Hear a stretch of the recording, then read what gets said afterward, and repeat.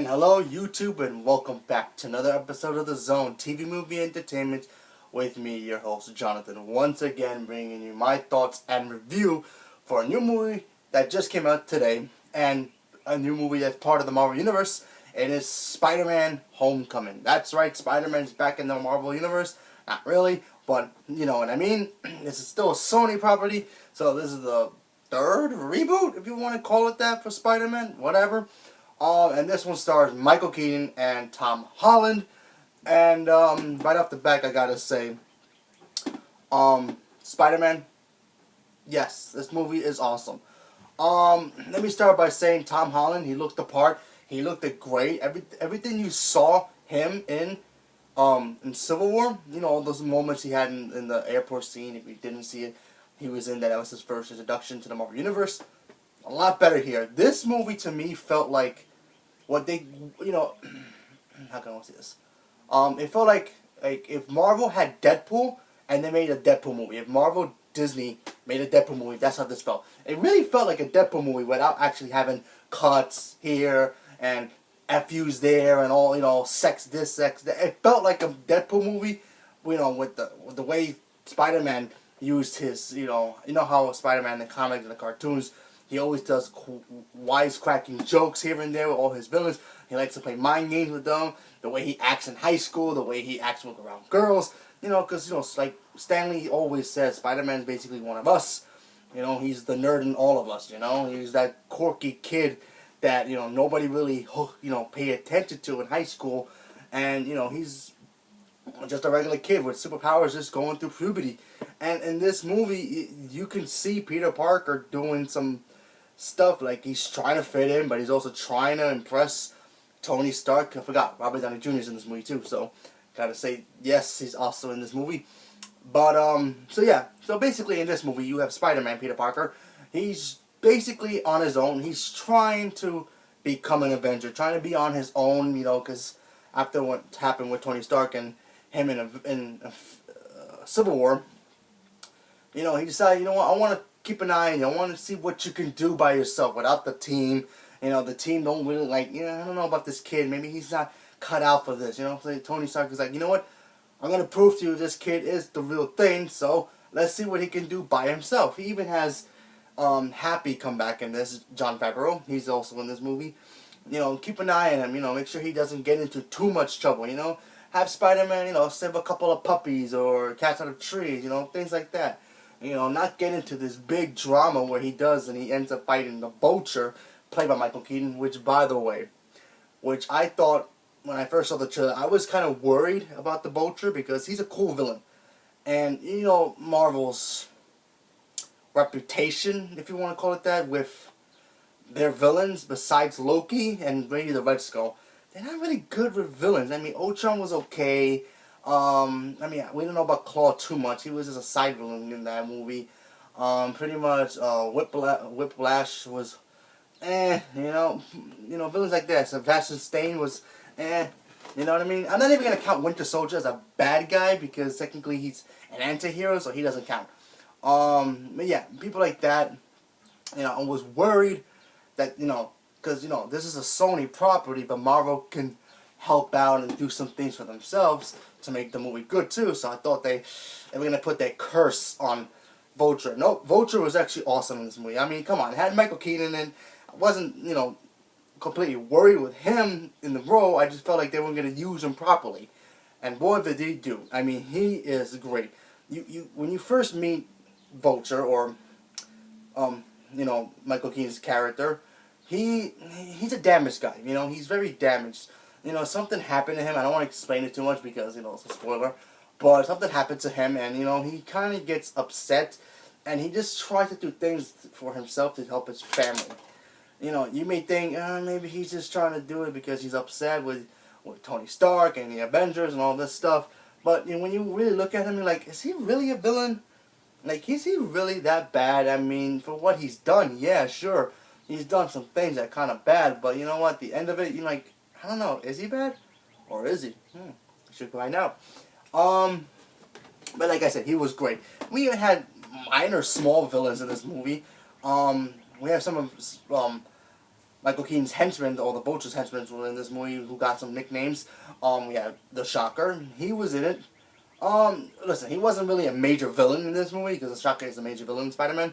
He was a henchman, and he was cool. So, he wasn't great, he wasn't bad, he was just cool. Hopefully one day we'll get a movie with just him. The actor who played him was cool, so hopefully we see him in more future movies, so that was good. Spider-Man's friend, his best friend, was hilarious. Another thing about this movie was funny, okay? It's like the first time Spider-Man's ever made me laugh in his movies. I haven't laughed so hard in Spider-Man anything since, like, the animated show. And, if you ever seen the animated cartoon, that thing is great. The original, 1994, I believe. That one's awesome. Go check that out. But yeah, this movie was cool. I liked it a lot. The action was great. Tom Holland really nailed Peter Parker and Spider-Man. And another thing I was worried about was the fact that Iron-Man was going to be in the movie a lot. And he wasn't. It was just Tony Stark. He was in it. Tony Stark is in this movie, but not as much. So I was like kind of, whoo. I didn't want him to be like, oh yeah, I'm going to build you this. Here's the new web shooter. Here's this. Here's that. He gives him the stuff, new ways to help him use his web shooters and stuff. But, Spider-Man himself still creates the web shooters. So at least that, he just upgrades it for him. So at least that was good. But yeah, the suit looked great. Happy, played by Jon Favreau, he was good. Like I said, Michael Keaton was good. Marissa Tomei as Aunt May. Everybody calls her Hot May, but she was funny as well. She was good too. We didn't get too much of her, but that's okay. We'll probably get some more down the road. But she was good. Zendaya, how can I put this? Zendaya was good, but she needed to be in this movie more. I'll get to those in my negatives, but she was actually she was okay. The main girl, she was good for what she was in. We had a bunch of other people in this movie too. They were good for what scenes they had. So like I said, overall, everybody did a good job. Now let's get to some negatives, because there are some negatives in here, and I still like this movie a lot. But, they're really small. I really wish that, even in the original Spider-Man, if you look back in Spider-Man 1, 2, 3, the Sam Raimi version, and then you have the Mark Webb versions, we didn't get so much of Spider-Man using his science, because, Spider-Man is a genius, he's top of his class, he's this, he's that. He knows science very well. I mean, sure, he did a couple of things here. I really wish they did some more with that, but, whatever. And there was one scene I felt like, okay, Spider-Man wouldn't be doing this if he was, like, on his own movie. I don't think he'd be doing this. There was a scene, I don't want to spoil it too much, where he had to go to fight the bad guy. And instead of swinging like he usually does, he takes another transportation. I'll leave it at that. And I felt that to be very odd and strange for Spider-Man to be doing, you know what I mean? But, yeah, it felt weird, that scene. But other than that, this movie was great. I still had a lot of fun with it. I laughed. I think this is the best Spider-Man movie since Spider-Man 2. The Sam Raimi version, not the Mark Webb. Since the Spider-Man 2 movie. And I love that movie very much. That movie's great. Still, we haven't gotten that, that train scene from what Spider-Man 2 gave us. I mean, I don't think that scene will ever be beaten. But, it came close. It tried. It tried in one scene, but, what can happen? What can you do? Other than that, let's see. Like I said, Vulture was great. As, the Vulture and, as his other character. Zendaya was fine. She was okay. The main girl, she was good too. But, yeah, other than that, I really enjoyed this movie. So that's why I'm going to give this movie a pretty high score. I really, really like this. I don't know if it's better than Wonder Woman at this point. I can't say. I might have to watch it again. I've seen Wonder Woman twice, and Wonder Woman is still there. Excuse me. It's not better than Logan. No way. But, like I said, I still really like this movie, so I'm going to give this movie a 90 out of 100. I really, like I said, I really, really like this movie. I haven't been this entertained with a Spider-Man movie since, like, maybe the second Spider-Man. I mean, I listen, I like all the Spider-Man movies. They're all great. Certain things, Venoms and Sandmans and all they're okay, but whatever. And, Green Goblins, too many of them. But, yeah, you know what I mean. Rhinos and those movies are fine. But, yeah, other than that, this movie's great. A lot of cool Easter eggs in here. 2 after credits, people. So letting you guys know if you're going to go check it out. 2 after credits, mid-credit, and then after credit thing. I mean, you don't really have to stay for the after credit, but if you want, you could. It's not really anything. It's just more laughs, but still cool. Other than that, like I said, I'm gonna leave it at that. I think Spider-Man's a great movie. I think you should go check it out. I think it's one of the best since maybe the Spider-Man original Spider-Man 2.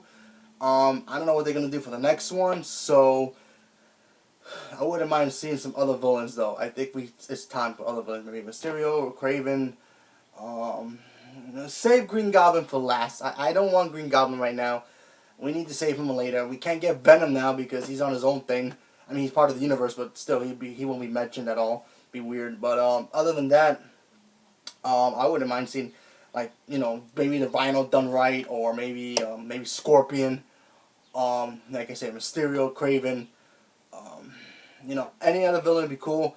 But yeah. So leave a comment below. Let me know what you guys thought about the movie if you've seen it, and what do you want for the sequel? Any villains you guys want that maybe we haven't thought about yet? Leave a comment below. Let me know, and also let me know what other team members from the Avengers he should team up with. I think Doctor Strange would be pretty cool if he teamed up with Spider-Man. I think that'd be cool. But leave a comment below. Let me know. Thank you, and have a good day.